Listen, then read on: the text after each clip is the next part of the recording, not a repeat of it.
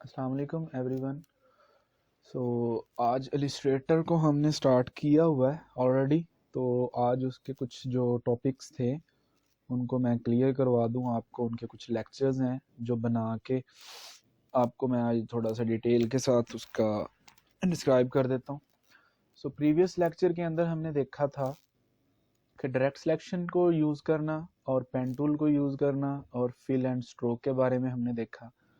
तो selection tool था, इसको हमने देखा कि जैसे कि फोटोशॉप के अंदर हम मूव टूल को यूज़ करते थे, इसी तरह सिलेक्शन टूल का काम था। इसमें भी शेप टूल हैं जैसे कि फोटोशॉप के अंदर थी। आप यहाँ से इन पे क्लिक करके रखें तो रेक्टेंगल टूल ले सकते हैं, एलिप्स ले सकते हैं, पॉलीगन, स्टार, लाइन सेगमेंट। तो आप इनमें से कोई भी शेप लेके यहाँ पे ड्रा कर सकते हैं। तो ये मैंने आपको बता दिया था ऑलरेडी। इसका लेक्चर इसके ऊपर एक और बना दूंगा मैं, प्रीवियस जो रह जाएगा। तो ये था। बट अब जो नेक्स्ट हमारा काम था वो था डायरेक्ट सिलेक्शन। जैसे कि हमने सिलेक्शन टूल के अंदर देखा था कि सिलेक्शन के अंदर हम पूरी किसी शेप को या ऑब्जेक्ट को सिलेक्ट करके मूव कर सकते हैं, एक पूरे को। और इसके ऊपर हम क्लिक करते हैं तो इसकी जो बाउंडिंग बॉक्स है वो सारा सिलेक्ट हो जाता है और इसके अंदर यहाँ पे कर्व हैंडल्स आ जाते हैं। और अगर हम इसको रोटेट करना चाहें तो एक को करेंगे तो सारे ही रोटेट होंगे। ये था सिलेक्शन टूल का काम। और अब हमने देखना है डायरेक्ट सिलेक्शन। डायरेक्ट सिलेक्शन के लिए हमें सबसे पहले तो एंकर पॉइंट को समझना बहुत ज़रूरी है। एंकर पॉइंट का काम क्या होता है? ये जो आपके लास्ट पे नज़र आ रहे हैं ये वाले पॉइंट, ये वाले, ठीक है, ये इनको एंकर पॉइंट बोलते हैं। ये आपको बता भी रहा है। लेकिन अगर मैं इस लाइन के साथ साथ जाऊं तो यहाँ ऊपर आ रहा है पाथ। ये पाथ मिलकर एंकर पॉइंट्स बना रहे हैं, यानी कि ये एंकर पॉइंट से ये वाले एंकर पॉइंट से ये वाले एंकर पॉइंट तक ये पाथ मिला रहा है इनको आपस में। एंकर पॉइंट, एंकर का मतलब होता है रोक लेना किसी चीज को। तो ये भी क्या करता है, ये शेप को रोक रहा होते हैं। ये चार एंकर पॉइंट हैं इसके, 1 2 3 और ये 4। तो इन एंकर पॉइंट्स को हमने समझना है। सपोज करें कि आपने कोई रोप है, रस्सी जिसे हम बोलते हैं, आपके पास वो है। आपने यहाँ से ये एक रस्सी बांधी हुई है, एक रस्सी यहाँ से बांधी हुई है, एक रस्सी यहाँ से बांधी है और एक रस्सी यहाँ से बांधी। अब ऐसे आपने एक चार कोने बांध के एक चीज को सामने टिका के रखा है। अगर इनमें से एक भी काट देते हैं आप, फर्ज करें आपने यहाँ से एक काट दी, ये वाली कट गई, तो ये आपकी शेप जो है, जो भी चीज होगी, ये यहाँ तक तो स्ट्रेट रहेगी और यहाँ तक स्ट्रेट रहेगी। ये साइड जो है ये नीचे गिर जाएगी। तो इसी कॉन्सेप्ट को आपने समझना है डायरेक्ट सिलेक्शन टूल के अंदर कि ये जो एंकर पॉइंट है ये यहाँ से लेके यहाँ तक का एरिया इसने कवर किया हुआ है, ठीक है। इस एंकर पॉइंट ने यहाँ से लेके यहाँ तक का एरिया इसकी रेंज में है और इस एंकर पॉइंट की रेंज में ये वाला और ये वाला है। तो इसको समझने में आपको आसानी हो जाएगी इन चीज़ों की वजह से। ये मैंने लाइन सेगमेंट ड्रा किए थे, ये अभी फिलहाल इसका कोई काम नहीं है, ये शेप टूल के अंदर ही है। तो एंकर पॉइंट टूल क्या, ये सॉरी डायरेक्ट सिलेक्शन टूल क्या करता है कि ये किसी खास पॉइंट को पकड़ के उसको सेट करने के लिए काम आता है। आपने इसका, मैं आपको सिंपल लैंग्वेज में ये कह सकता हूँ कि आप, हमने कुछ शेप्स बनी बनाई देखी हैं इसके अंदर, लेकिन जब अगर कस्टम शेप बनाने जाते हैं, क्योंकि इलस्ट्रेशंस जो हैं वो सारी शेप से बनेंगी। अगर आप कस्टम शेप बनाने जाते हैं तो आपको एक शेप से और शेप्स बनानी पड़ेंगी। सपोज करें ये एक ट्रायंगल है या स्क्वायर है, रेक्टेंगल है या स्क्वायर है। अब आपको इसकी कोई और शेप बनानी है। मैं डायरेक्ट सिलेक्शन टूल पे हूँ और मैं यहाँ से ड्रैग करके इस पॉइंट को सिलेक्ट करता हूँ। अब फ़र्क देख लें क्या है। अगर इससे मैं सिलेक्शन टूल से एक पॉइंट सिलेक्ट करता हूँ तो ये सारे सिलेक्ट हो जाते हैं और ये सारे ही राउंड हो जाते हैं, ठीक है। और डायरेक्ट सिलेक्शन से क्या होगा कि मैं एक पॉइंट सिलेक्ट करूंगा तो वो एक पॉइंट ही सिलेक्ट होगा, ये फिल हो गया, बाकी से खाली है एंकर पॉइंट। और ये जो दरमियान में कर्व हैंडल आ रहा है ये भी एक ही है। इसका मतलब है कि अगर मैं इसको पकड़ के खींचता हूं तो ये एक शेप को ही कर रहा है, कर्व इधर से बना रहा है। अब देखें ये एक और शेप बन गई एक शेप से। उसके बाद अगर मैं इसको यहाँ से पकड़ूं और ड्रैग करके कहीं और ले जाऊं, वो सपोज करें यहाँ ले जाऊं या मैं यहाँ ले जाऊं, तो ये देखें ये एक नई शेप बन गई। तो ये इसका काम यही है कि ये शेप्स में से शेप्स बनाता है, ठीक है।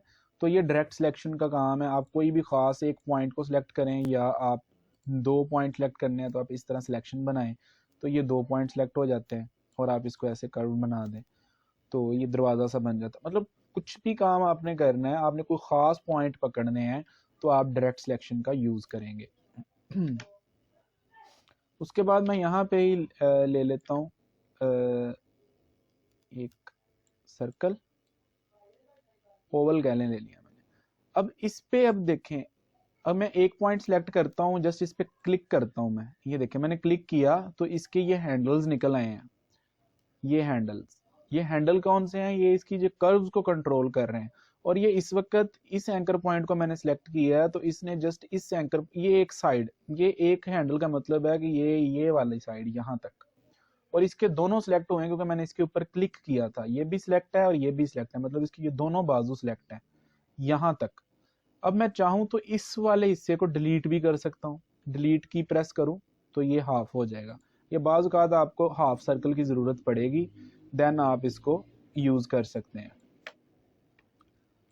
अगर आप चाहते हैं कि इसकी कर्व को और थोड़ा सा सेट करना है आपने, लाइक ये मैंने बनाया डायरेक्ट सिलेक्शन की मदद से, मैंने यहाँ पे क्लिक किया या मैंने यहाँ पे क्लिक किया तो ये पॉइंट बन गई। ये देखिए, ये वो मैंगो की सी शेप बन जाती, बट ये थोड़ा सा ओवल बनाना पड़ेगा हमें। हम इस तरह एक एक पॉइंट को डिलीट भी कर सकते हैं। मुझे इसको ओवल बनाया, ये वाला डायरेक्ट सिलेक्शन टूल से मैंने किया, यहाँ पे क्लिक और यहाँ से लिया एंकर, हैंडल को पकड़ के आपने सिंपली इस तरह घुमाना है तो ये देखें। और बाद में आप इस एंकर पॉइंट को पकड़ के आगे पीछे भी कर सकते हैं। ये देखें मैंगो की शेप बन गई। अब आप इसके अंदर कलर फिल करना चाहते हैं तो इसमें सिंपल काम है। वहाँ पे फोरग्राउंड बैकग्राउंड था, बट यहाँ पे एक सिंपल फिल है और ये स्ट्रोक है। आपने यहाँ पे डबल क्लिक करना है तो यहाँ पे कलर ओपन हो जाएंगे, आप फिल कर सकते हैं। और स्ट्रोक का मेन कि ये जो साइड पे ब्लैक सी पट्टी नज़र आ रही है, ये इसका स्ट्रोक है। तो अगर इसको आप फिल को बंद करना चाहते हैं, स्ट्रोक को, इस पर क्लिक करें और यहाँ नन पे आके क्लिक कर दें, ये कलर ख़त्म हो जाएगा इसके अंदर। अगर फिल ऑफ करना चाहते हैं तो फिल पे क्लिक करके इसको बंद कर दें तो फिल ऑफ हो जाएगा और स्ट्रोक भी ऑफ हो जाएगा, दोनों ऑफ हो गए। अगर आपने इनको ओपन करना है फिल को, यहाँ पे क्लिक कर दें, ये कलर दोबारा आ जाएगा यहाँ। ठीक है। सो इस तरीके के साथ आप इसका यूज़ करते हुए कुछ ऑब्जेक्ट यानी मीन के इलिस्ट्रेशंस बना सकते हैं। तो ये था हमारा डायरेक्ट सिलेक्शन टूल। ये डिफ़ॉल्ट कलर है, इस पर क्लिक कर दीजिएगा ताकि वो वाइट और ब्लैक दोबारा से वो आ जाएंगे बाय डिफ़ॉल्ट। उसके बाद यहाँ नीचे आ जाए, पेन टूल है। पेन टूल का काम बहुत ज़्यादा है। ये एंकर पॉइंट ऐड भी करता है, एंकर पॉइंट्स को डिलीट भी करता है और नई शेप्स भी बनाता है। तो हम इससे एक दफ़ा शेप बना के देखते हैं। मैंने यहाँ पे क्लिक किया। अब इसका काम बड़ा मज़े का है, इस पर प्रैक्टिस बहुत ज़्यादा रिक्वायर्ड है। आप यहाँ पे देखें, ये फ्रीली मेरा पेन मूव कर रहा है, मैंने एक जस्ट क्लिक किया है। अब जहाँ पे मुझे अगला पॉइंट लगाना है मैं वहाँ पे जाता हूँ। अगर तो वो स्ट्रेट है तो ठीक है, अदरवाइज मुझे शिफ्ट दबा लेना है तो वो मुझे बिल्कुल स्ट्रेट बताएगा। मैंने यहाँ पे क्लिक किया, यहाँ स्ट्रेट, शिफ्ट दबा लिया, यहाँ पे क्लिक किया, शिफ्ट दबाया, यहाँ पे क्लिक किया और शिफ्ट दबा के ऊपर बंद कर दिया। अब ये एक मेरे पास स्क्वायर बन चुका है।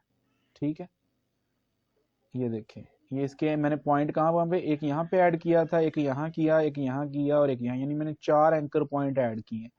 अब अगर मैं चाहता हूँ कोई नया एंकर पॉइंट ऐड करना, तो मैं अगर यहाँ पे आऊँ तो ये देखें, ये ऑलरेडी एंकर पॉइंट है, ये इसको माइनस का शो करवा रहा है बटन मुझे। इसका मतलब है कि मैं इस एंकर पॉइंट को डिलीट करना चाहता हूँ। अब देखिए, अगर मैं इसको डिलीट करता हूँ तो ये शेप आपकी इतनी रह जाएगी। अगर मैं इसको डिलीट करता हूँ तो ये सिंगल ये रह जाएगी, क्योंकि इसके ये दोनों बाजू खत्म हो जाएंगे। मैं इसको अंडू करता हूँ कंट्रोल Z से, और अगर मैं इसको पाथ के ऊपर लेके आऊँ तो ये प्लस का साइन शो करवा रहा है मुझे। ठीक है, ये देखिए, मैं यहाँ पे क्लिक करूंगा तो एक एंकर पॉइंट ऐड हो जाएगा। अब अगर मैं यहाँ पे और यहाँ पे क्लिक करता हूँ तो ये देखें, एक ट्रायंगल बन गई। लाइक आपकी पेंसिल का वो सिक्का होता है ना, वो आपने बना लिया। तो कॉन्सेप्ट आपको थोड़ा बहुत समझ में आ रहा होगा इसका कि ये होता क्या है। तो ये चीज़ें हैं पेन टूल के साथ। दूसरे नंबर पे पेन टूल में हम ट्रेसिंग का काम करते हैं। ट्रेसिंग का काम कैसे होता है जी? सिंपल, आप यहाँ पे क्लिक करें और यहाँ पे क्लिक करके आपने छोड़ना नहीं है। आपने इसको नीचे को ड्रैग करना है तो कर्व ऊपर को बनेगी, इधर को ड्रैग करेंगे तो कर्व इधर को बनेगी, ऐसे करेंगे इस बनेगी, इधर करेंगे तो नीचे बनेगी, ऐसे करेंगे तो ऐसे बनेगी। सो ये काम आप इसकी मदद से कर सकते हैं, पेन टूल की मदद से। यहाँ पे आपने छोड़ा, और अगर तो फ्रीली आगे बनानी है आपने कर्व तो आप यहाँ इसको ऐसे ही ले लें, अदरवाइज आप सिंपल पीछे आके यहाँ क्लिक करें, ये हैंडल ब्रेक हो जाएगा और फिर आप आगे कर्व बना सकते हैं इसके साथ, और उसको ये इस तरह से। अब अगर ये वाला होता तो बेसिकली ऐसे कि इसको आपको क्लोज करना पड़ता है इसके साथ। अगर आप यहाँ नहीं चाहते, आपको जस्ट इतनी लाइन चाहिए, तो आप यहाँ पे जाके सिलेक्शन टूल पे क्लिक कर दें, ठीक है, तो ये जस्ट एक लाइन रह जाएगी। अब यहाँ पे मैंने एंकर पॉइंट ऐड किया था, मैं डायरेक्ट सिलेक्शन पे जाके इस पे क्लिक करूँ तो ये देखें ये हैंडल भी ओपन हो गया, और इसको मैं मजीद एडजस्ट कर सकता हूँ अगर वो सही कर्व नहीं बनी तो। ये देखें, ठीक है, तो ये काम हम इसके अंदर कर सकते हैं। अब हम लेते हैं एक शेप और पेंसिल बनाने की कोशिश करते हैं। तो उसका मुझे यहाँ पे एक शेप ये वाली चाहिए, इसका सिक्का बनाने के लिए मैं पेन टूल लेता हूँ और यहाँ पे मैं आके ऐड करता हूँ पॉइंट और इनको डिलीट कर देता हूँ। तो ये एक मैं सिक्का इसका बना लिया, ठीक है। अब इसके ऊपर मुझे एक और शेप लेनी है। इलिस्ट्रेशंस हैं तो ये शेप से ही बनती हैं। इसको पकड़ के इसके साथ लगाएं,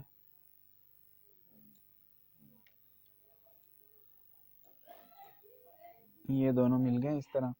अब बैक पे मुझे इसके रेजर बनानी है, तो इस तरह ये बनाएं और डायरेक्ट सिलेक्शन टूल लें, इन दोनों पॉइंट को सिलेक्ट करें और इनको कर दें कर्व थोड़ी सी, ठीक है। अब ये बन चुकी है। अब नीचे इसमें मुझे कलर करना है, फिल कौन सा होता है कलर उसका, यस कर देते हैं ग्रे से। इसके अंदर भी कलर भर दें,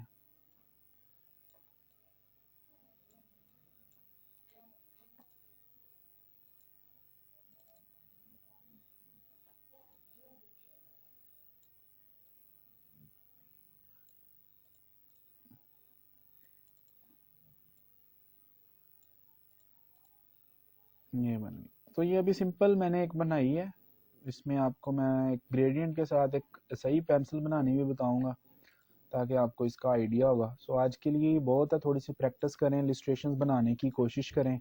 और इसमें मज़े की बात मैंने आपको बताई थी कि आप इसमें जूम जितना मर्जी कर लें, आपको ये उतनी ही खूबसूरत नज़र आएगी जितनी ये रियलिटी में आपने बनाई है। ये देखिए एक चीज़ नज़र आ रही है आपको, ये 800 है, आप 64,000% तक जूम करके देख सकते हैं। जैसे ये देखें ना, ये दोनों पॉइंट सही नहीं बैठे, मैं इसको जूम कर करके इसको सेट कर सकता हूँ।